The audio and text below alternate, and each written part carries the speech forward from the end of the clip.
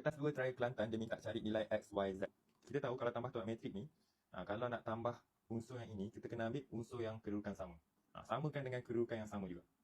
Sekarang ni kita nak cari nilai X, X dekat sini.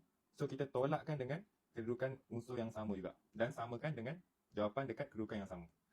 So kita dapat X tambah 2 tolak 15 sama dengan negatif 11. Lepas tu negatif 2Y ni ambil dekat kedudukan yang sama, samakan dekat kedudukan yang sama juga. Negatif 2Y tolak 10 sama dengan negatif 4. Yang tadi tu dah tahu tapi nak buat algebra ni ada masalah lah. Sebenarnya masih ramai lagi yang tak boleh improve markah math dia sebab dia tak faham basic kan. Macam tadi tu boleh buat metrik tapi tiba-tiba ada algebra dah sangkut. Jadi bulan 11 ni kita ada buat program last minute math spring kan. Dalam program ni ada 7 kelas. Sebelum tu budak pandai dilarang masuk kelas ni ya.